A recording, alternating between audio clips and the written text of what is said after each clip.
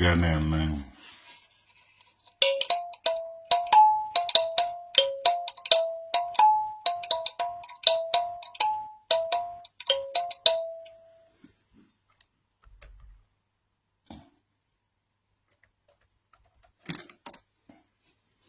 Yes, so welcome to today's program. Today's program is about Brother Paul Chigbo and the Mathias Ezeaku. So, on today's program,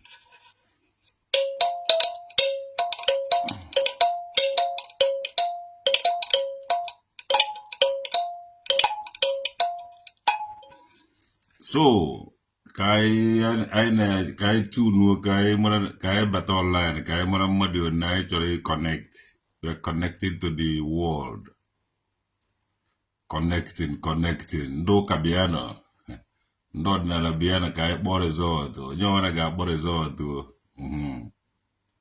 Ojo ora ne Ideology. Welcome to the program.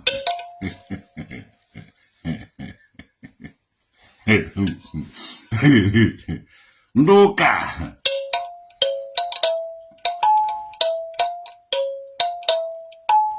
O traditional keda da nguru den kamri kingdom. Onye ntakako. Onye ogo kunuka rone. Onye ona butoche buketewe soka ono 40 ya uyesi wale meta adeno. Tata 5 of April.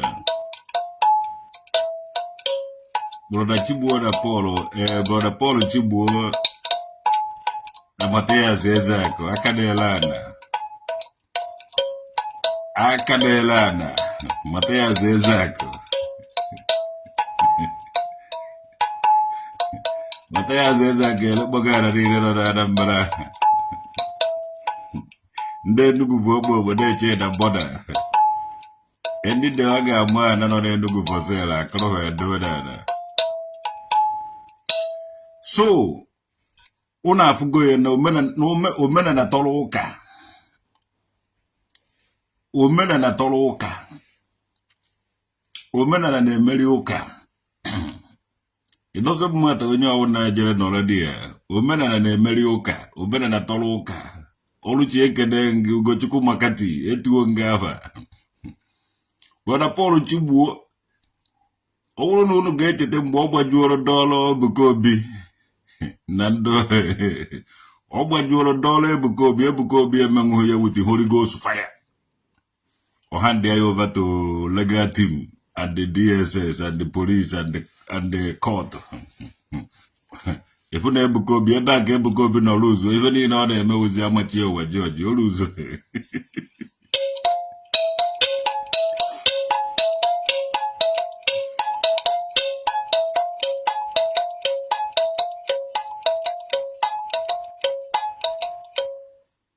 Even in Ebuka Obi na-emezi every since ọ kpọrọ police since o gosiri ebe ike ya dị. Ebuka Obi ebe ka ike ga-ede biko gosi ya ebe ike ga-ede ebe nwere ike. Ewere police.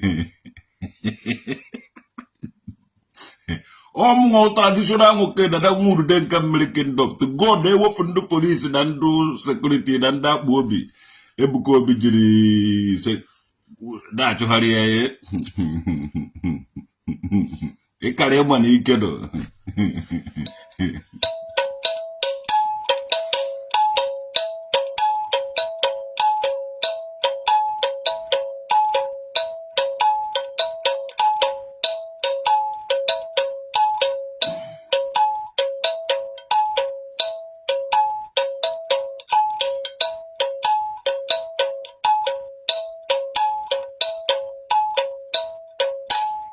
Omuka na akpọtara Tramon Simon Ejiofor Okoro Omuka mebere go.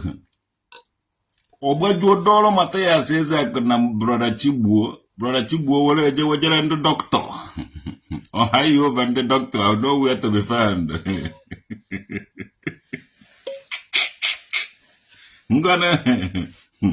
ebe brother Paul Chigbo were ha ndị doctor over. Ọkwa dibia o doctor ndị dibia. Ọkwa na unu win. Last na after God na dibia. After God is dibia. Owo na ndị dibia ba anyị mere upgrade kịta na-agwọ nna ọrịa. Ekwu na unu ga-eri otuto ya because brother Chigbo were go nwa ya resign ọ na onweghị ike o nwere. O were eje ha ndị doctor.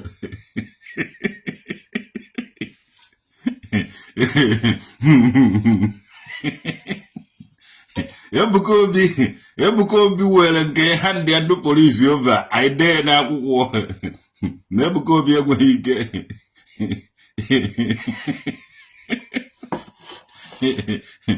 ọsọ na o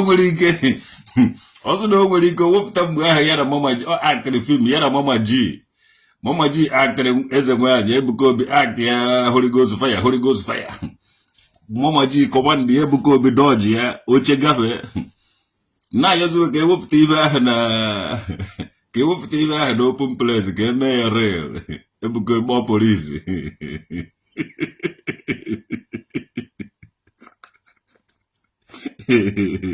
Ugochukwu Makati ogbejuere dọrọ Bwana Paul Chigbo erigo mbombo Otopo ya from 120 million to 240 million. Urie mbombo. Bwana Paul Chigbo erigo mbombo. Bwana Paul Chigbo no erigo mbombo. Kola nume ya origo mbombo. Bwana Paul Chigbo erigo mbombo. Bwana Paul Chigbo no eriene mbombo so.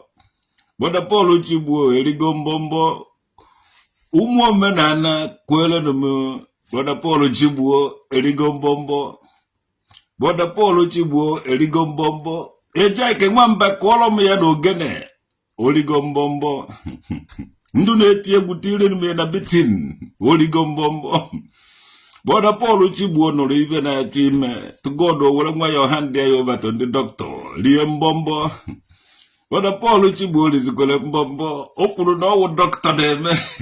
Na.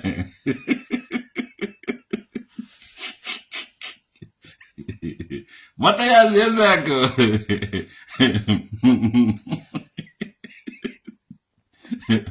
Mathias Ezeaku ewin kwene no. Bwana Paul Chigbo riri mbombo. Omengu miracle. Yena. Mwa na hame nagodari ya hwana mevuye jolo. Jejo ba na DHL mbodi na alu na DHL. Ana ma holo. Nagodari ya malaria meme na evuru nyene jolo haye 3 days or na. I want to manana. Immortality imu mother that pass through. Oje kalo fumbolo gonna bow kusie or na. Oh, you know him. If I handle Kado. You sure what wago na as a joy AI. Nisina wago. Because all the corner I'm a get a missing key bazua. You sure you went stress now, you enjoy your AI. I got to stress. You know, now your reply, I give any nigga, me stress ya na. But apology, boy. Nah.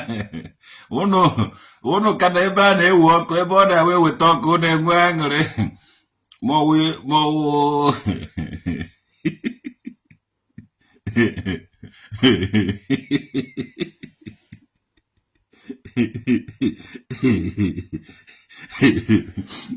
Everyone away with talk ofu noise make here. Onye na mara na ewete gogo. Oh dear bono kabi. Brother Paul Chigbo. Why develop go to the AI city? Inana ha gu munna na nwere miracle na na-eme miracle. Ajụrụ m AI today. See kedu the normal kedu otu mmadụ kwesịrị isi na ala ụlọ ọfụma ke the normal dose ụlọ mmadụ kwesịrị n'ala o were kwotu keteranya kwotu nke mụ na ụmụazị do 17 to 25 years wo ofe ụfọdụ ụlọ ka mena baje n'ala ha ifu na ibe niile adụzighị n'ibe a ọrụ na brother Paul Chigbo edo alụlụ a na ma onye na-azụ bịa taba ọjị ọ dụkwukwa alụlụ a na eziokwu ka m na-agwa gị I tell you ụwa agafego na mgbe a na-eji lampụ na uri ọkụ mgbe a na-eji ọkpa jee Ọnịcha kịta da ị nwere ike ịnọbe gị kpọọ fon ewetara gị ibe nọ n'Ọnịcha emere gị wee bil ọdụbụ bifo gwara Paul Chigbo ọnọdụ alụlụ ana agbụ ụnụ nkịta ya unu ji azụ ka anụ Igbo kado ode ahụ ọdụ sisi ekele ya ka ụzọ hafụ ịga dị ya bịa Titus ije na-alahụ ụla 7 to 9 hours ị naghị eme yi na edet God ịdakwa ha ndụ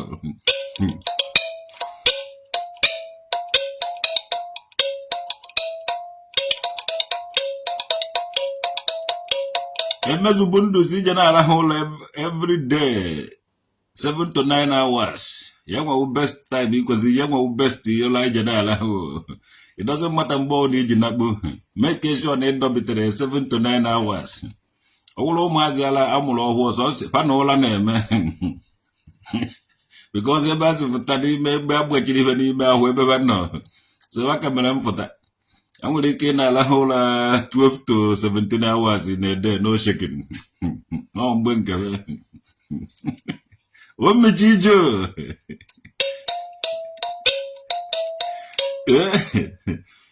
no be only 7 to 9 hours ọ dị na alahụ ụla 7 to 9 hours na ede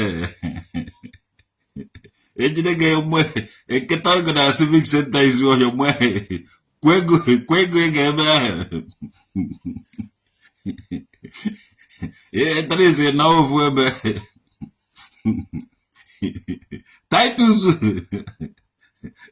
Titus ọta ori nni nwa mechata agwa nne Titus ori nni nwa mechata agwa nne Titus ori nni nwa mechata agwa Titus ori nni nwa mechata agwa nne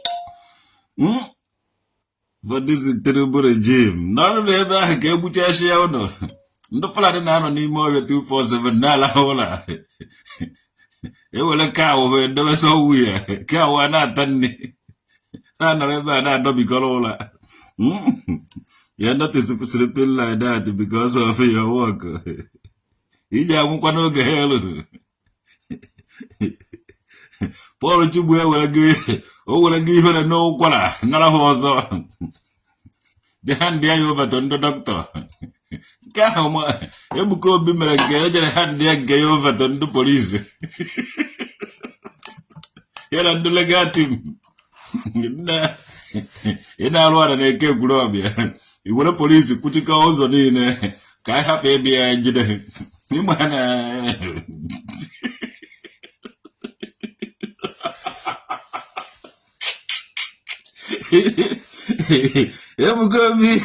Ebuka Obi si na o nwere ike nda ọkwa ya gọnọkịtara chọọ okwu ọ sị na o nwere ike na-ekwu na o nwere ike na ọ na-ejide mmụọ na ọ na-ejide gbọmọ eweta na India Ocean jide mmụọ eweta na River Niger agwazi Ebuka anyị nwewuzi ndụ na-ejere mmiri ozi a na-aza ume udude ka mmiri kingdom shida mmiri pụta ji ibe shida mmiri were kwa akwa anyị pụta ka o bịa gosi ya ike ahụ live and direct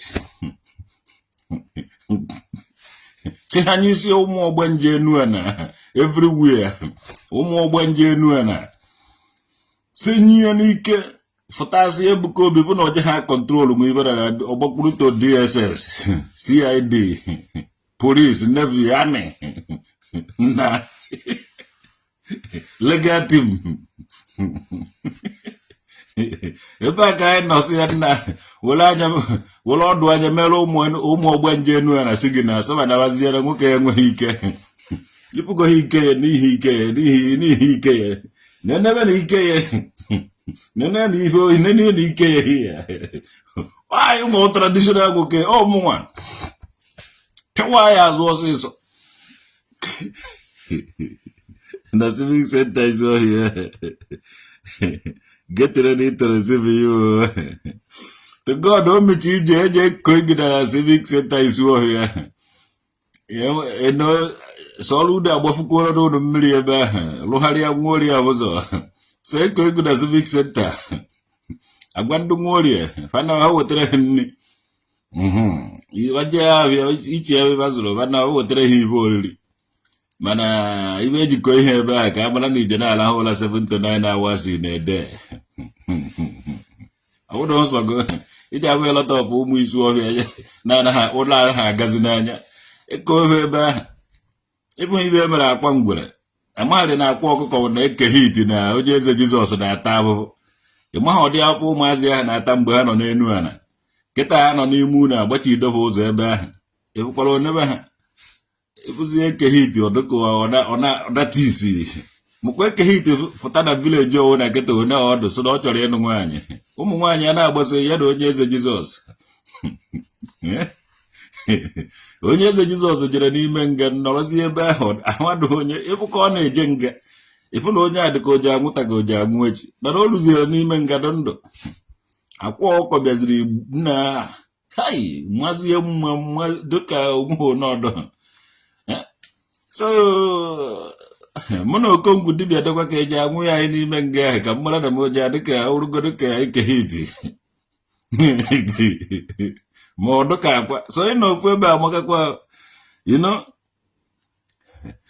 dịka Charles Paul Chigbo gbara ọsọ were everything hand over to ndị dọkịta ifugo na so kedu ibe mmụta nọ n'ihe a because every dant na ihe mmụta nọ na ya ihe mmụta nọ na ya wụdata na pa ahụrụzi n'ụlọ so ụnụ na a na-eme miracle n'elu ụlọ ọgwụ isi wa gị jee ụlọ ọgwụ ihe amata ya asị na-ekwu at the end of it these people ma nke wee eziokwu mana ha enweghị ike ikwu ya mana o sie ike otu a ha agwaghị nke wee eziokwu isi wa gị jewe ụlọ ọgwụ enite na ọwụ na mmere gị jewe ụlọ ọgwụ na-ejezine ka Ebuka Obi ma ọ bụ Paul Chigbo ma ọ bụ Mbaka ma ọ ka ha kpebere ụlọ ekpere na ụnụ ji ụwa asị ọ gaghị eme ọ naghị eme ihe a unu niile na-eje n'ụlọ ụka for miracle onweghị miracle na-eme n'ụlọ ụka n'ụlọ ọgwụ ka ọ na-eme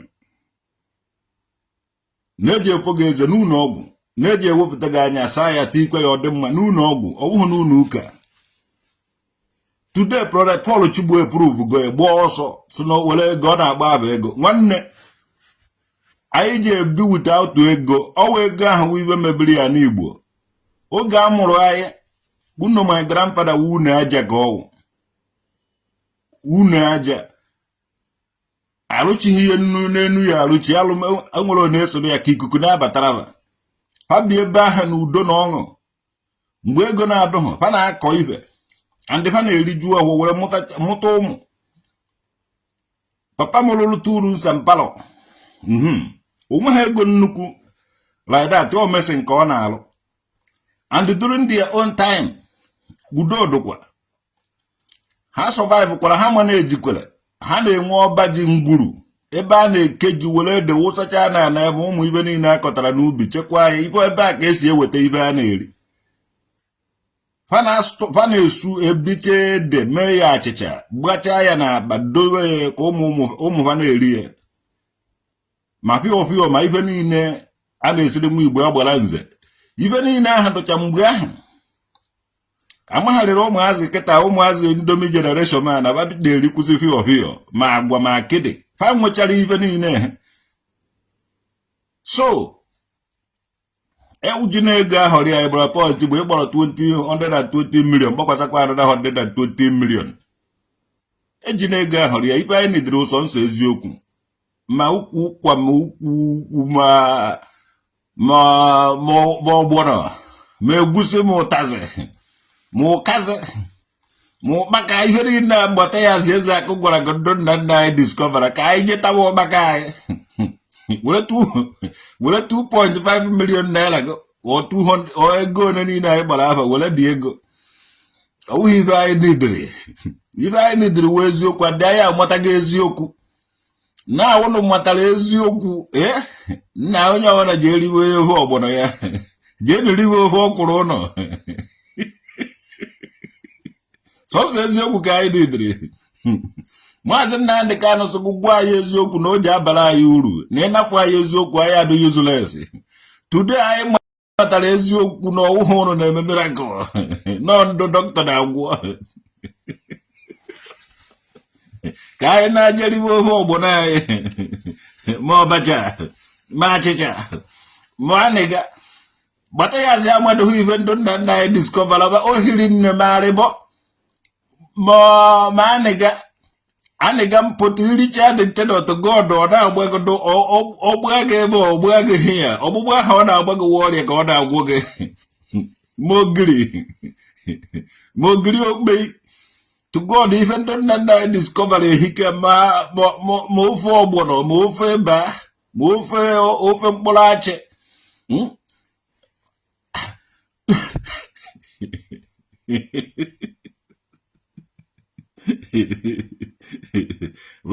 Ugochukwu makati ga mgbe na-agbatara m ya mgbiwe ka iwe wen ji eje udude nke ụmụ ka a na-akpọ traditional nwoke dị nwa udude nke mmiri kindọ na ụnụ ekwekwere ka enybody họrọ ya ụnụ ọwụ na isi wa agụ jebe ebe dibịa na-agwọ ibe na-emego enwere ndị dibịa na-agwụgasị ọrịa dị iche iche n'ala Igbo ibe niile anabakwara anaba ụwa na m agwa ndị dibịa biko ihe m ụnụ ya masịe ụnụ ike nke ọwụ onye na-eme ya mara ya ahụ jenu za aba ndụ nna nna anyị representienu brother Paul Chigbo hand gova nalie yedu brother Paul Chigbo oligo mbombo brother Paul Chigbo erigo mbombo o wele ego wele hasa ayo uvolo bana oligo mbombo brother Paul Chigbo erigo mbombo o jiri ego wele hasa ayo uvolo weliwe mbombo brother Paul Chigbo erigo mbombo ịmana o jiri ego nwanne were hasa ya uvolo were ribe mbombo ịmana brother Paul Chigbo erigo mbombo ịmakwa ibe o mere tufu oribe mbombo brother Paul Chigbo erigo mbombo nduka nwanne unu nwoke orikwere mbombo ego onyinye niile ọ nakọtawara kemgbe o ji were bụ ihe ka o jiri ka o vuru were ribe mbombo o vuru ego onyinye niile ahụ were ribe mbombo mana ọ kpọrọ ahụ ego n'ikuku tupu o ribe mbombo Okongwu dibia need to go to that prison custody nna onye bụrụ Okongwu dibia ejide to God onye ọna bụrụ Okongwu dibia ejide anyị niile ikekwe ya sọwu ya awụrụ ụtụtụ afụta apịagode ya ụtarị 7 nke eje na-apịa maka ịpịa ya fọtụ na ịpịagbuola anyị ọmarịcha nwa nwoke be anyị enweghị ọzọ ọla eze nwaanyị Nigeria is waiting for you soon eze nwaanyị niile nọ na Nigeria ọwụ na ndị eze nwaanyị chere m to God ihe m ga-ememe ugwu ahụ ejekọmarị ya ọwụrụ na ndị eze nwaanyị nọ na Nigeria chere m to God who made me and you gọvanọ ugwu ahụ na-eje marị ya redata na ogwu anaghị atụ ahụ ya omegene ovuru ụzọ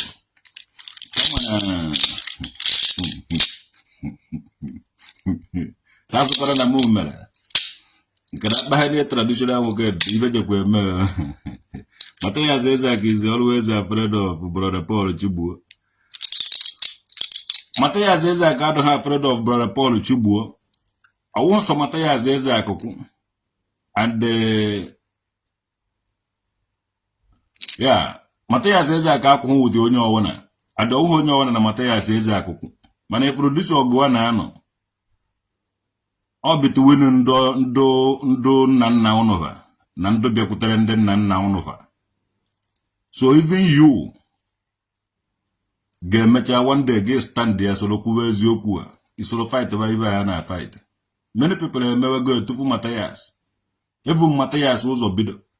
So many people go to Puma bidder. Manaka gana me.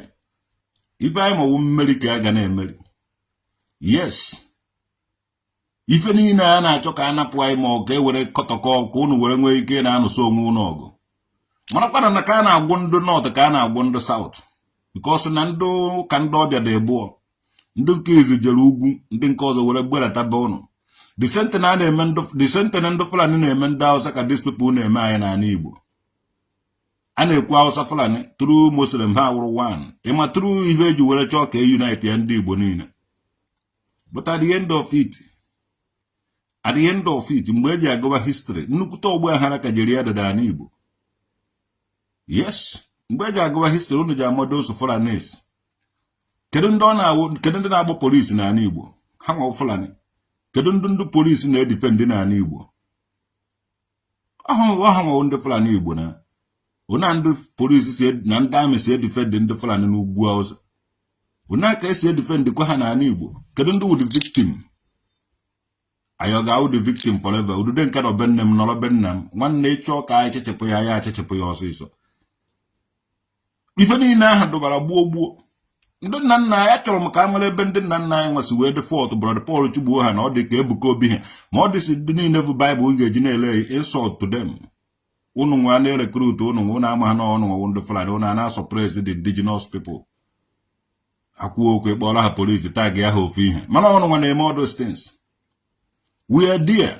ndụ pastor na-eje na-ekechi isi ihe dị ka ọgwụ na-atụ ya be mmadụ na-ata gị na anyị nwa na-eme the sentence ndị ahụ Fulani na-eme ndị Hausa ikwu okwu eje ha support because ihe ahụ plan deal asịga na old shall be the last the first shall be the first the deal na-esi ekwe ejide ndị nna turn all upside down na marginalize ha stand on your history ị ga-ama ihe na-eme ị ga-ama ọgụ a na-anọ gụnwa na-agbụsị na nna gị mụrụ gụ eme egbere nna onye iwere onye ọzọ ti through Jesus anyị niile wụ one mana anyị gụwa history bụ na nwere ndị bịara abịa na ụnụ nwawo ndị na-egbu nchasị ndị Igbo ọgbọ ha dị n'ala Igbo onye gbọọ na ndị Igbo chọrọ ka a dozie ebe ha unu eje kpọrọ ha polisi ndị Fulani mgbe na ndị Hausa chọrọ ka amata ihe a na-eme unu eje agbọrọ ha polisi were amị gbasasị everywhere one day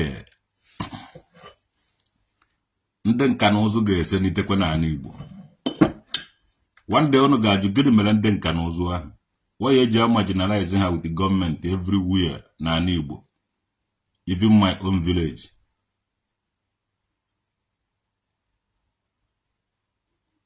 why you confuse people? Go na confuse ha ichere ha agaghị amata ihe ha mata their history atreat na ha bucha sewa ha Fulani agaghị na liquidate ya all the time one day I ga-amata ihe and I mata ihe na-eme onye ọ na were nwa ya ọ na-abịa ha bụ n'isi obi be ha enu ndị ichie bido ya ndị ichie were ọnọdụ where will you come back? Caribbean. Mgbe anyị nwụchara na anyị afụbazie n'ikuku. Anyị niile ji anwụchasị here. Anyị nwụchasịzi anyị afụba n'ikuku. Na-eme come back. Anyị niile ji anwụchasị here. Titus. You want to marry that your first daughter. Good ya what good na mba ya ji aka chọrọ anaghị achọtara mmadụ nwaanyị nke ikpeazụ tobe ugwu ịbịara leti ụmụ ajadu nwaanyị ekweghị ka ekụrụ gwuo n'abalị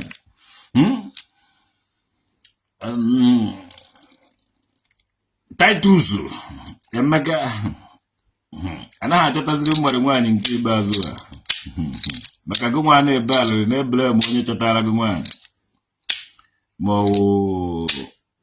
nwaanyị a na-ebe alịrị na because of nwa ka o ji jee ọkụ mmụọ a aka mmadụ iji aka gị jebe dị ọkụ mmụọ ebe ya n'ụzọ ekweta gị n'osheki m o kwetekwere my hand no there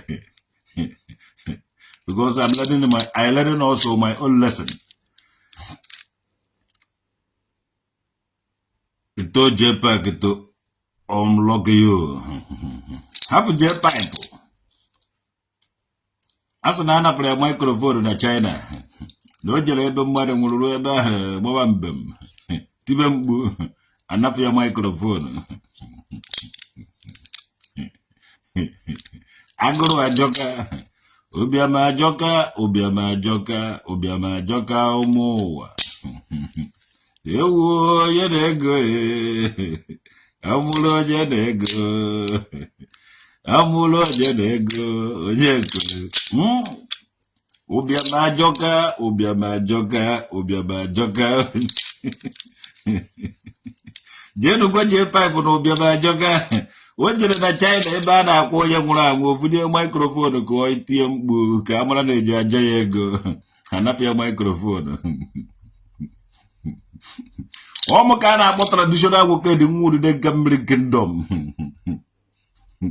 bụ Paul Chigbo gbara ọsọ o were ibe niile ha ndị ndụ na ọgwụ sọba nna andozie na ibe na ọ nalie Ebuka Obinna la ọsọ onweghị onye ji asị bụ na o nwere ike Odumeje enweghị ike Odumeje bụ content creator anyị nọ here na watch na-enebe ka anyị mara ndị wa nwere ike na onye nwere ike evuvuta onweghị onye kwere evuvuta ike anyị je emeri ụnụ and anyị merie ụnụ anyị anọrọ ụnụ anyị je emere ibe a more 5 years ka anyị nwee ike ka ọ hapụ inwe onye ọwa na je eselitekwa again deceive ụmụnne anyị na-asị sọsọ asị ka unu na-ehe unu ewelere asị ha sa asị ya n'Igbo onweghị ndị pastọ unu na-ehe asị Fada Mbaka ekwubego eziokwu unu na-ekpe ọtụtụ ekpere na-ekpe ọtụtụ ekpere unu bi na-spend 3 hours 4 hours ka unu na-ekpe ekpere were ndụ 3 hours 4 hours ahụ ga-arụ ọrụ ka unu fụ ego unu ga-arụta unu anaghị akọzi mgbe ọrụ Ebuka Obi deceive a lot of people ibe niile arụ na Zion gosi na ya ebe unu na-akọ ife ka agụwa na unu anaghị eri ife Fada Mbaka na-ekwuzi eziokwu na because o hitigo ihe adị ọ na-ekwu eziokwu imu ibe njela ike Fada Mbaka ọ na-eme admit na ọ dị faulty and you continue o kwubego eziokwu jee n'obodo ndị ọzọ these people na-arụ ọrụ 247 na-akọ ife na unu anaghị akọzi ife gịnị ka unu ga-eri ego onye ọbụla na-achụ ego ife ọbụla unu hụrụ unu egolo ego golorie unu richa ọ na-akpasasị unu vụrụ unu batazie n'ala Igbo unu enweghị ike dị unity ndị Hausa na-esi ofu ife rie ofu ife mana unu enweghị ike isi ofu ife rie ofu ife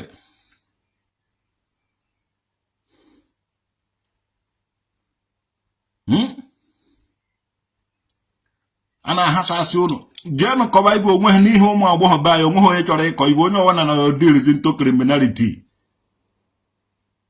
ụmụ agbọghọ be anyị kịta ụdị kii eji ya anwụchi ndị mmadụ ọ bụrụ na ị na-ebu nwaanyị eje na họteelụ nwaanyị ahụ gbaga eje na họteelụ ebe ndị enyi nwoke ji abịa nwụrụ gị ife ahụ nke ụmụ nwaanyị be anyị na-etere nke ikpeazụ a ife ụmụ nwaanyị be anyị na-ehicha ma bọnshọt ma kọndọm pantị ma nweghị ebe anaghị eyi ikọrọcha dị ten na-akwụgharị na-eterapụ ụmụ nwoke be anyị mara ndị ji ego ma ndị ejighị ego evurukwa ha agụ jee n'ofu họteelụ be ahụ ebe a ka eji anọ nwụrụ gị eji ha nwụrụ nwaanyị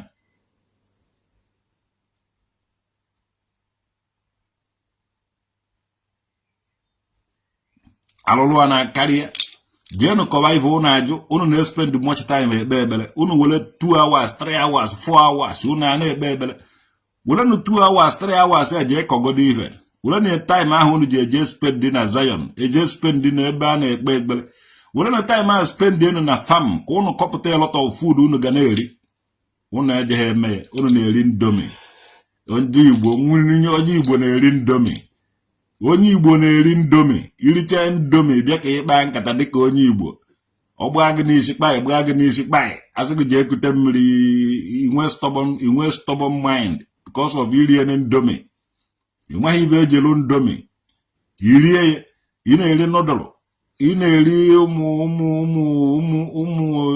chief Dionesi. Hey, oyiwe no far from traditional muked, man. Don't worry. Even in a hono neri. Home no niha Igbo.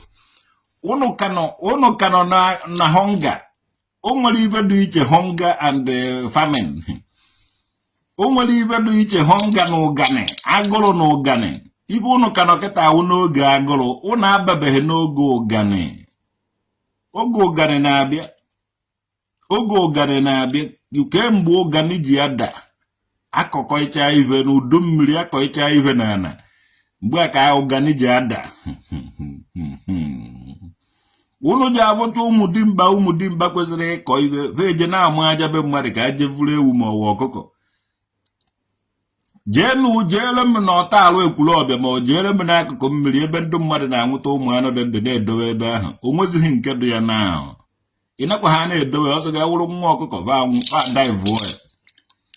Agụrụ adịgo n'obodo ndị pastọ deceive unu jere pastọ deceive unu mee unu ka unu hate ebe unu. Mee unu ka unu na-agbara ibe niile n'ọbụ unu ọsọ. Bụ na na-achụzi unu ọsọ. Unu a na-agbafuzi agbafu. Ndị adụ alụlụ ana unu ji akọwara anyị the reason unu ji ma ọ dịka ife ahụ. Unu ji agwa ya onye nyere unu data ideology unu ji wetara n'ala Igbo were jide anyị hasasịa ụvụrụ. Hasasịa ụvụrụ anyị. Yes, unu hasasịrị ụvụrụ anyị niile ma mụ nwa ma unu nwa omehụ anyị amachasịghị ibe ike. Ndụ a hasara ụvụrụ anyị mebi ibe amachasịkwughị ibe ike. Onye isi ọ na-edu onye isi. Onye isi duwe onye isi anyị niile wu ndị isi. In the land of Ndushi, ofu onye nwere ofu anya wuru eze. In the land of the blind, one-eyed man or one-eyed person become a king.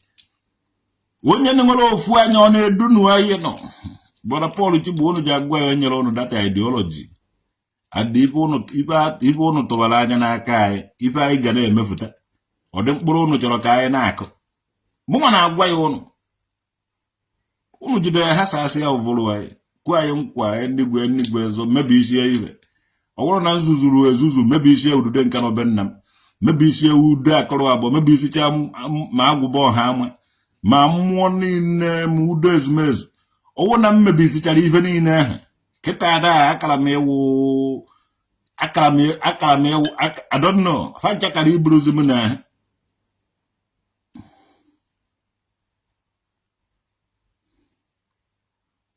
So, unu mara oru unu si deceive ndị Igbo. It is time to confess. And Brother Paul Chigbo ọwụ n'ọgwụ a ja confess gị bido. Ọwụ na-ejike eme mbaka ja confess ya bido na-eme. We need to move forward. Ife dị na unu napụrụ anyị unu ga-enyeghachikwa ya back. Well, make I thank you that you will everything. You can hand you over to Ndu Dibia. Direct. You will enye Ndu medical doctor. I will go enye Ndu Dibia n'Igbo. No Ndu Dibia na agwọ ọrịa. Ebe eji mwana dibia wa ahụ ike, ọwụhụ pastor. That nzuzu, ife ahụ mkparị ahụ unu enweghị ike ịkparịkwa ya again because of unu enweghị ike ịkparịkwa ya again. Onweghị ibe ndụ pastor na-agwọ. Ọ bụrụ na isi wọba gị jee ebe dibia. Oyibo ọwụna na-eme gị ahụ ọwụna na ụtọ ọwụna ahụ so nwụba gị. Ọ be dibia ka ije aga. Dibia makwa ibe ọ na-eme ọkwa ụmụ akpakara dị ngwom dibia na-eme abịa ti nọmba na-enweghị ife ha na-arụ. Unu ga-enyekwa anyị every damn thing. Unu na-ara anyị. Unu buru batrị ya. Unu ga-efikwa anyị dat batrị. Ado na amụ nkịta na Brother Paul Chigbo nọ nnukwute batrị ka o biri onye ọwụna. Onweghị onye ọzọ ọ ga-esi eme ya. Anyị na-ekene that man, that Brother Paul Chigbo, because today unu amụghị dịka victory makara na the record of ndị gbuo book. These people hijack hijack ife niile anyị na-eme sị na a na-eme miracle. Ha na-agwụ onye isi na-eme ife niile na-eme nke a na-eme ihe niile ndị dibia be anyị na-eme ka ha jere sị na ha na-eme. At the end of it, o were enyezie dibia oyibo medical doctor. Thank God for that. Ndị ichie kudos to ebe ọwụna ụnụ nọ na ana mmụọ. Ọ victory ụnụ na return. Brother Paul Chigbo hand go over ihe mbọmbọ. Ebuka Obi gosiri na Ebuka Obi were ibe niile gosi Ebuka Obi gosiri ya legal team gosi ya police gosi ya army gosi ya onweghị ibe ogosi ha ihe niile ọsọ ya uzube na ọbakwa na-echekwa obodo na ọwụhụ Jizọs na-eche obodo na ọwụhụ Jehova na-eche obodo na ndụ sekuriti na-eche obodo ma ndụ fire onweghị ibe Ebuka Obi enweghị o nwere fire service ọkụ gbaba oje ha eji Holy Ghost oje ha eji bum gbonyụdụ ọkụ oje ha ebe mmadụ miracle ọkụ anyụọ oje kpọọ ndị fire service Zion ha agbanyụọ ọkụ onwe otu mmadụ si mee ihe a ndị polisi Zion ha nwere polisi ha nwere amị ha nwere ibe niile onye ụnụ niile pụrụ ya ha nwekwuru lọya ha so ụnụ na ụnụ eji n'ọnụ ụnụ ekpe na ụnụ echere ka Chineke bịa zaa n'ọrụ ụnụ ọgụ na enwere legal team ife ahụ ibe anyị mụtara n'aka Ebuka Obi so anyị nakwa ekene Ebuka Obi na o gosiri anyị ibe anyị ji na-eyuzu na ibe niile aba ji ya họrọ ya ndị anaghị agbụpụcha alacharakwa ya nwa wee Ebuka Obi gbụfụchara alacharakwa ka na-ewere aka na-agbanwe nọ na the same time ebe ndị niile ahụ iwere ibe niile ahụ were kwuo ma sekuriti na-eche onwe gị nche Ebuka Obi. I'm asking you, why are you still going there deceiving the gullible ones with the Bible?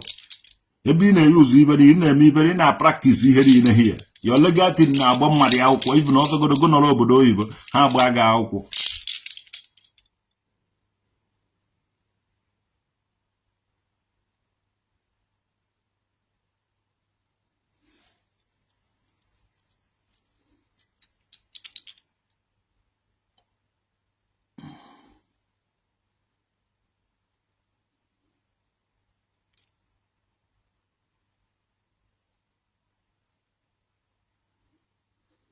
So amụta anyị anatago brother Paul Chigbo na Ebuka Obi dị ike.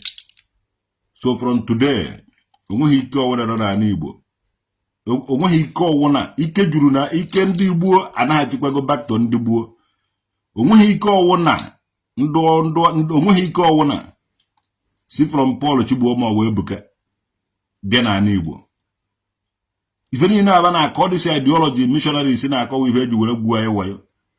Today enwezighị onye ọcha na-egwu anyị wayo na ụmụnne anyị ji afa ndị ọcha ahụ na-egwu anyị wayo. But until the lion learn how to read and write, even the story will change. So the children of the lion, of the Biafra, of ancient kingdom, ụmụagụ ha amụrụgo na-esi edere history. Even if they change go, but Paul Chigbo erigo mbọmbọ. Ebuka Obi nalie, but Paul Chigbo nalie. Odumeje kedebe adbido shikagedo. Onye ọwụna irichego mbọmbọ. Chai! Ọdịnala maka ụmụ ụwa. Ewu amụrụ onye na-ego. Ewu Jenisinta. Ewu Jenisinta. Jenisinta. Bọ̀dọ̀ Paul Chigbo erigo mbọmbọ. O will everything hand over to the doctor. Or why that no doctor them and no blood the father any miracle. Oh well on this a woman and a man from year to year. So even need the Ouija mata even and what had even more ago. So and I made you know. I wouldn't know now no miracle. So miracle in an emendum can they eje wejere ya nnukwu eje wejere ya ndo ka eje wejere ya ndo nna nna because ona nọ nje ụlọ ọgwụ isi ọwụwa ma eje kwuru doctor lecha ma ha ogwabo no ibe na nchọba aṅụ ibuprofen nchọkwada bara lasi ya n'otu ụbọchị nkwụkwụ ndọrị na enwere ike dele m jos gị so 1 week iji arụ na ya dị 1 week mfute coronavirus agbachi coronavirus ịghọtago Obviously, I saw the jar na ya the 3 days. Oh, 1 week. Ona, would you have after 3 months or go again? If you go now. So, but upon Chigbo handle over today. I am quever. I only want to be like no one only history. But I'm going to dig a bag. So I'm a wound. Ndo kabira abeba na 18th to 19th century ka ha bịara be anyị adịghị ha bịara be anyị ya amarago otu anyị si ekpelechi so no ka ahụrụ ya ebe ahụrụ imuhe anyị na mmụọ brother Paul Chigbo ha bụrụzie detain kadizie on na Ebuka Obi ha ọ dịsị ndị akpakara dị ngwom so na na-eme miracle ife niile ndị native doctor be anyị na-agwọ ha asịzi na ha na-agwọ ya onye ibe mebere asị na aja ekpere ya ekpere ọna now anyị abịago n'ọdị ọgụ in a highway in a big way anyị anụgo dị ọgụ in a big way today ka Paul Chigbo mere hand over o kwuru na ọnwụ ha nwa na-eme miracle no doctor no n'ụlọ ọgwụ o jere n'ụlọ ọgwụ ndị ụlọ ọgwụ were kọwazie dete na ọfụma yes o nwere ahụ ji awa ọrịa anyị nwere asị eje kpara akwụkwọ onugbu taa ọta akwụkwọ onugbu ọṅụọ mmiri ọna mgbọrọgwụ niile nọ be anyị na-agwọcha ọrịa dị iche iche o nwere nke ji eme gị asị gị taa ụtazị nwee nke ji eme gị asị gị were akwụkwọ isicha anyị were saa ahụ ọna ihe niile awụcha science and wonders ndị nna nna anyị ha na-eme from nature ndị a were vuru Baịbụl bịa vunye ya sị na ha na-eme Ebuka Obi na-agwụ onye isi na-agbata onye nwụrụ anwụ na-eme nke ndụ pastọ wụ ụmụazị ka bawụ n'ala Igbo anyị nwewe okenye anyị efuo na gbui na-enene ibe niile na-alụ mathematics niile nọ na ya mathematics teacher ọ na-adụ nkịrịnka n'anya because ọ naghị ọdụghị izi iwe mathematics teacher so ekwesịrị itinye ụdị kwuru ụdị mmadụ gaa challenge those ndị pastors kabako mekenela anyị dị miracle Fada Mbaka na-ekwuzi nke wee eziokwu na so si even July ka Fada Mbaka wụ na ọ na-eme admit na o mere mistake and dokwana willing to move on so na ọ na-ewu moves on ọ na-agwa gị nke wee eziokwu Fada Mbaka na-ekwu dị eziokwu anyị enweghị enyi nke anyị ji enwe onye ilo ebe anyị mawu ebe ahụ eziokwu nọ ka anyị kwu Fada Mbaka na-ekwu eziokwu these people na-spend much time na-ekpe ekpere mana ha jee n'obodo ndị ọzọ ndị China na-spend much time na-arụ ọrụ onweghị ife ịkọrọ ndị China aka ha enwe ha ọpụ na ha nwere too much population ndị jee n'obodo ndị ọzọ ma ọ kpọchara afọ ma Europe ma everywhere these people working hard ị bịara Nigeria onye ọwụna na-eje na-ekpe ekpere nene Ebuka Obi ọ na-ekpe ekpere nene edu ha eje ekpere mara gị nenu brother Paul Chigbo unu na-ekpe ekpere nna anwudo ụlọ kwepụrụ unu na-ekpe ekpere ka ndụ nna nna anyị nweta ụnụ ndị dị ka ụnụ ife a mere ọ dịka ndị dị ka ụnụ eji ha arụ ọrụ ụnụ nwewe agboro wute atụ ụnụ nwee mabasị n'ime ụnụ ụka sị na ụnụ pastọ agboro ka ụnụ ndụ nwa osu aka ndụ isi ike ndụ nupụrụ ndị nna ha isi ọnụ mere ndị nna nna anyị bụ dịka ọgbara wuked because a na-acha ka apịchata ụnụ ibe eriri eri ha apịchata ha ụnụ ibe eriri eri kịta anyị na-apịchatazi ha ihe eriri eri na anyị nwewudo ụzọ nna nna ahụ and anyị anaghachigo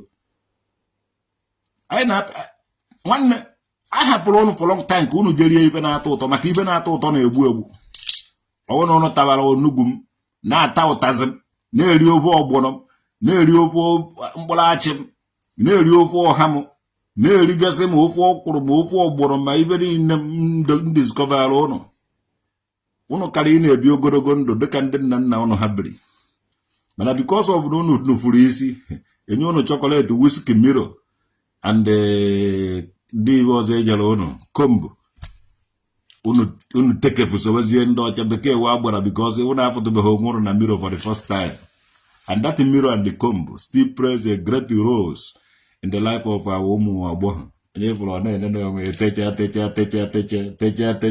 eze nwa techa ọmụ ka a na-akpọ traditional oked nwurude nke mmiri kingdom Ngozi ọnụ egbu TV gbara Paul Chigbo aha ndị gọvanọ adịrị onye kwara eto ndị dibịa encouragement na-enye ndị dibịa be anyị mụta na ọ na-esi eyi ụzụ mgbọrọgwụ na mkpa akwụkwọ be anyị agwọ ọrịa n'ọnụ na-agwọ ọrịa ibe eji mara ndị dibịa wụ ahụike ndị Igbo ọ ndị dibịa ọmụnwa ọtara m nkweri achọghị ihe gburu ọchụ ejebe n'ụzọ agwa mba na ya egbe ma mma mkpụrụ ka eji were mafụ mmadụ isi ịghọtago so anyị ga-edozi be anyị baba okwere maba ekweghị anyị na-ediri ndụ dibia mana ọwụhụ akpakara dị ngwom dibias ọwụhụ ụmụ akpakara dị ngwom dibia na-eji apịtakwa ihe m amụghị dibia na-eji mgbọrọgwụ na mkpa akwụkwọ agwọ ọrịa and mụnwa traditional nwoke dada nwurude nke mmiri kingdom ga-evu ivu uche onesi ebido eme discovering mgbọrọgwụ na mkpa akwụkwọ na-agwọ ọrịa dị iche iche ije nwe atụrụ na-abọ nke ije na-akpụ aba n'ime ọhịa atụrụ nwoke na atụrụ nwaanyị ịkpụrụ ya baa n'ime ọhịa allow them to gosi gị mgbọrọgwụ na mkpa akwụkwọ na-agwọ ọrịa nke ọ na-aba jere sutu ọnụ taa ya nwanne kpara ya nke ọ na-aba jere sutu ya ọnụ na-ata dị ya akwụkwọ mara na akwụkwọ ahụ biko ọsọ otu dibịa wee otu atụrụ mana ọnwụ na-egbu atụrụ anaghị egbu dibịa ana m ekwu ibe a na-ekwusi ya ike mgbọrọgwụ na mkpa akwụkwọ ọwụ na osuru ọnụ and otu fasi arụ ọrụ ibe ọwụ na ivu n'obi ibe ọwụ na ị na-achọ nke akaba ji evu ụzọ discover si ebe a na-ata nri ịkpatazie data wan ha agara ijuzi ya afọ gadaba anaba ọmụnwa traditional nwoke dada nwurude nke mmiri kingdom ife niile na-anaghachikwa back to ụnụnwa anyị chọrọ ndụ dibịa mma mgbọrọgwụ na-agwọ ọrịa dị iche iche agwọta gị o nwere mgbọrọgwụ iji eweta tinye ebe ahụ agwọ ahụ tara gị ọ dọpụsta ihe niile ahụ ji abaghị n'ime ahụ ọ dọghachi ebe a dọchakọrọba nje niile ihe niile ahụ nọ bụ ụnụ nọ discovery nke ụnụ n'idere ya ọwụ ụmụ nwa ga-ediscover ya ụnụ nwa ndụ dibịa ga-ediscover ihe niile anaghachigoro ụnụ today brother Paul Chigbo so na dọkịta be dọkịta ka o jere ocheghị ka evutere ya ndị ahụ adịghị ka ọ gwụọ ovuje ebe dọkịta were na-agwagasị ife niile ahụ ife anyị maka ọwụghị onye ọwụ na-ahụ rịara na-eje ụlọ ọgwụ were gbake mana omenala ma ikwere na Jizọs ma ikweghị ọwụghị onye ọwụ na-arịara ahụ o nwere ọdị ahụ mmadụ ji arịa sọnsọ anyanwụ ahụ ụnụ na-abụ olu dịsi anyanwụ sọnsọ anyanwụ na-agwọ ọrịa dị iche iche anyanwụ ahụ ịpụrụ ugboro one ka unu kenegoro anyanwụ si ya nna ọ na-agbanekwanụ anyanwụ ahụ ịpụrụ na-agwọ ọrịa dị iche iche anyanwụ na-agwọ ọrịa onye na-anọ n'anyanwụ onye bere iburu n'anyanwụ na onye na-eje n'ime ụlọ ụka onye nọ n'anyanwụ ka na ogologo ndụ karịa onye na-anọ n'ime ụlọ ụka because of why ị naghị enweta natural energy ibe ịnọ n'ime ụlọ ụka ị na-suffocate anyanwụ ahụ na-ewepụ isi a lot of things edere maka anyanwụ ahụ na Baịbụl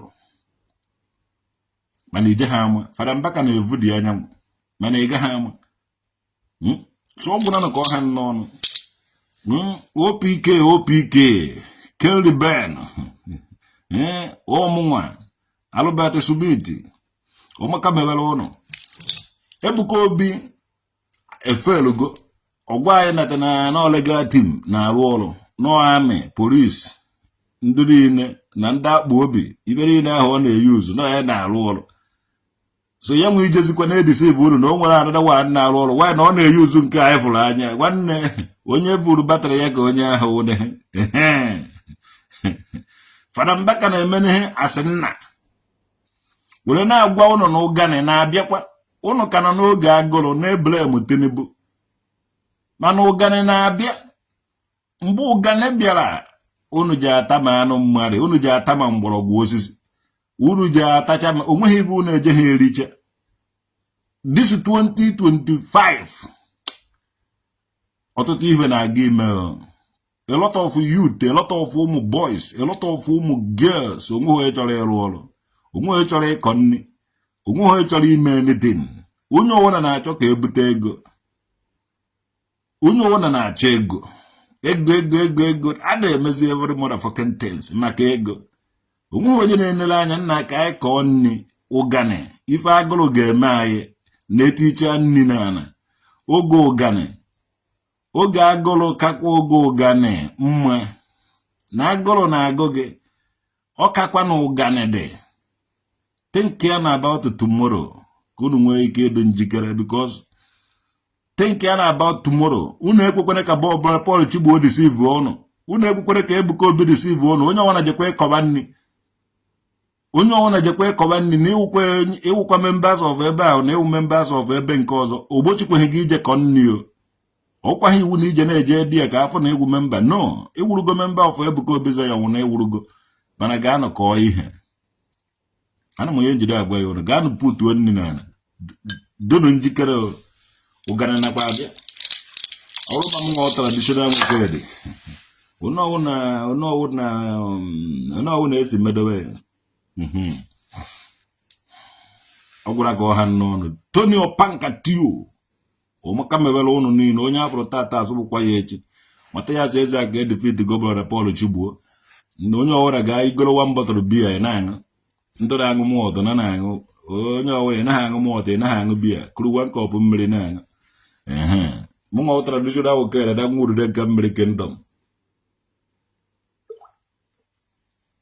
ogbuopi na-ebicha ọnụ anyị ewin gọvanọ Paul Chigbo mụnwa traditional wokere ya mike onweghị n'ime fucking things o mechago ya o mechago ya anyị ewin go kụọlụ aka kụọlụ gị aka kụọlụ ọba aka kụọlụ n'onwe anyị aka ndị azụrụ azụ kụọlụ ma aka akụọlụ gị aka ya kụpụrụ onwe anyị aka azụrụ azụ ịgba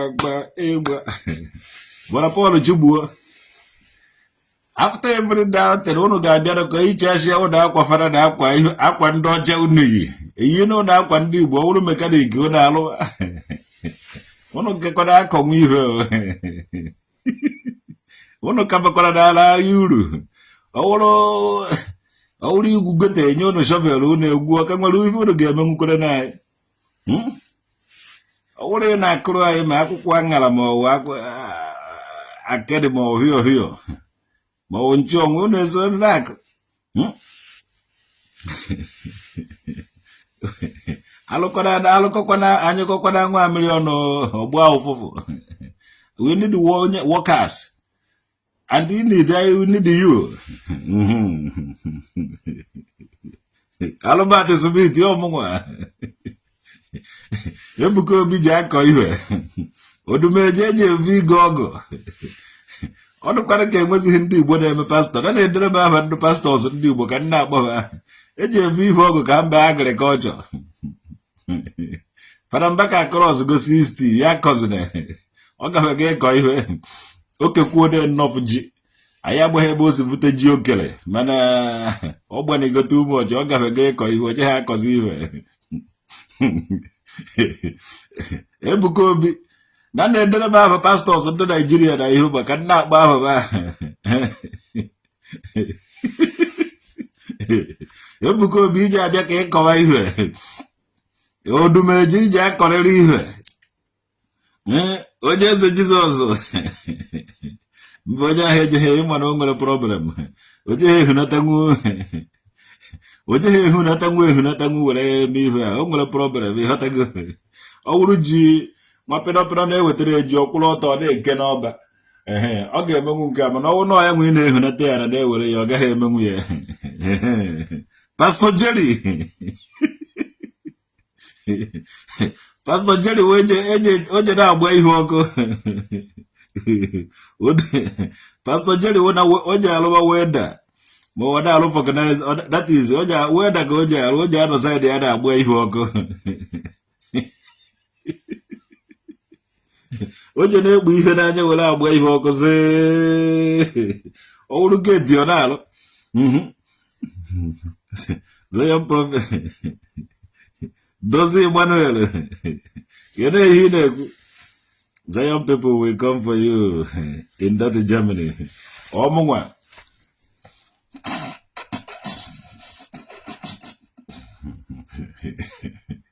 iche na Germany wụ Nigeria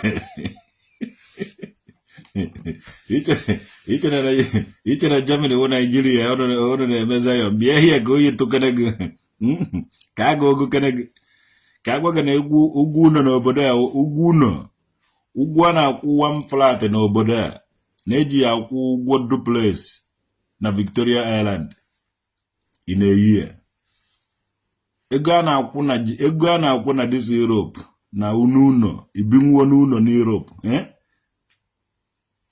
ekwunwo na month ịmara na ibe eji akwụ ụgwọ duplex 1 year na Nigeria. So ọ ha egwu ụmụazị ịkwụchazie ya emechazie ihe niile ahụ ije vunye microphone je ka pastor kọrọ ga anụ ọhịa. Ọ na ụnụ nwa na Nigeria. Ụnụ nwa na Nigeria, ụnụ nwere ike nshigụọ gị ivufute ya n'ụka ihe ofu ebe. Afụrụ m very dark man ka o jidere onye Hausa na anyụ nshi na Lagos. So ịbụ ya Lagos mega city. Lando ndị Onesi agba ya center of excellency. Ebe a ka people na-anyụ nshi n'okpuru bridge, na-anyụ nsi na enu flyover, na-anyụ nsi nyụtọkọ nsi everywhere. Bịa nyụọ nshi here ma wepụta amụ ga outside nyụọ nwa amịrị here ka ije nga. Ifugo na. So mentality mụ na ụnụ ahụhụ ofu ibe. Ụnụ na-afụkwa na social media ụnụ ana m edozi osi ụnụ onu. Yes, ije ha anọgịta wepụta amụ nyụọ nwa amịrị outside here. Mana inwe wepụta amụ nyụọ nwa amịrị anywhere na Nigeria, nyụọ ọrịa ahụ. Nsị gụ ọgụ n'ụzọ here. Nwanne nsị na-aga ụnụ n'ụzọ. Ị ga-ejekata nsị afụtawa gị n'ike gị eso onye a na-achere gị mabara ọhịa. Ijikwe toilet roll, ijikwe onwe ha n'isi kwado akwado. Ịgbabara ọbịa nyocha nshi kara ofu akwụkwọ chie n'ike wine ka move. Ma ụmụ nwaanyị na ana m emelụ na ebere na Nigeria. Nwa amịrị gụọ oge ụmụ nwaanyị abịa nye ha one side nyụọ ya n'ụzọ wachikwe. Chai.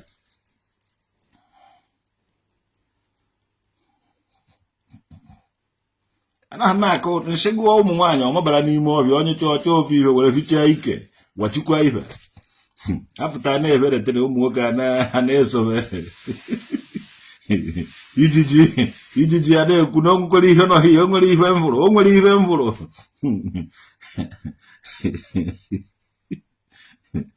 Shoes.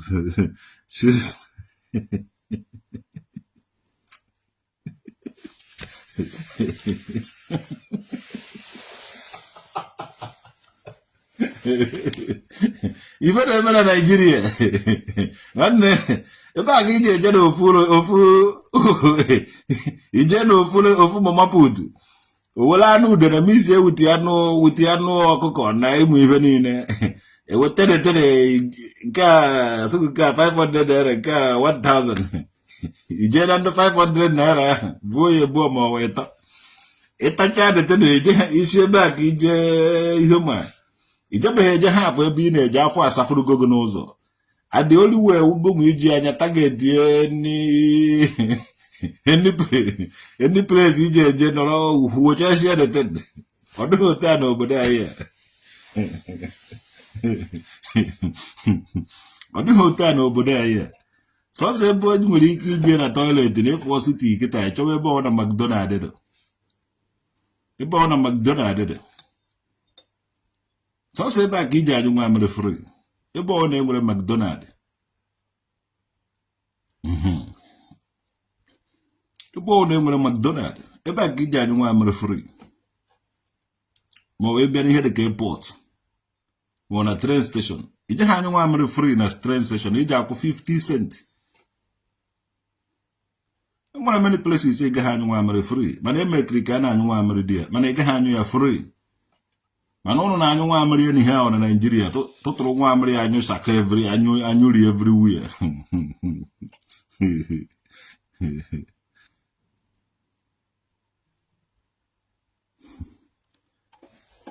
Onye wofuru m okpu n'isi ahụ anadịzie mma kịta. Onye na-awa every morning na obidogo ṅụba kaikai iche na isi dị onye ahụ mma.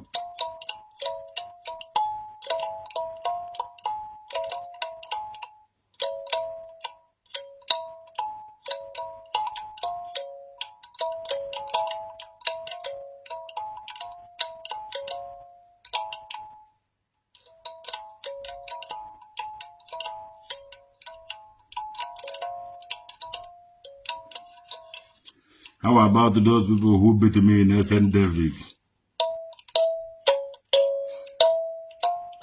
Ije na ga ejuwa hana. Ona anọ kwa na mbufuru mmadụ ihe nefuru mbe anyị. emego m video gwa ha na menwe ike ịbịakwa data ese na again and mụ agaghị agakwa dị ya again. So ijuzi efe na ọ na nwere contact with them ebuzie ife mere after then ụmụnne ọgwụ na ka ọha nọ na-ezichago m ozi nziri Brother Paul Chigbo lose go the fight. So after many years ya gwara ọrụ na ndị nna nna na amụrụ anyị ime mmehie, ndị nna nna anyị mere alụ mee nke a mee nke ọzọ. I were not achọpụtazi na ndị nna nna anyị wụ great people. Not those people na-agwa anyị na ndị nna nna anyị mere alụ wụ alụ na-emebe anyị. And the same time ndị Fulani na-efe ka ha nwa na-efe kwu. So the indigenous people, the same thing chọrọ ndị Fulani mgbe ndị nwe obodo ji mata na ọha nwe obodo doziwe be ha ka ha ga-ama ndị mere be ha occupied. Ndị Fulani mere be anyị occupied through religion ka ndị Fulani ji wee jide Nigeria captive. Ime asị gaa na anụ ọgụ religious war nke mana gị na-enwe problem today because of one religious conflict planted in us that is not born with us but all the day a plant. Ọ gaghị efu n'ime m again and ọwụ na igwechafe ya n'isi gị ọ gaghị efu n'isi gị again. And from today ana m akụbi ya ibe ọ na ndị pastọ ji wee eke ga-agbụ ị ga-enwerịrị onwe taa n'orie n'afọ na nkwọ na eke. Ibe ọ na ibe ndị pastọ ji were ashị ọwụ na ndị pastọ ji were ke ga-agbụ akụghị na-enye ta adị iji ebido nwetebe onwe gị iji ebido na-amatazi nke wee eziokwu ọmaka emebere gị n'orie na afọ na nkwọ na eke ma mụ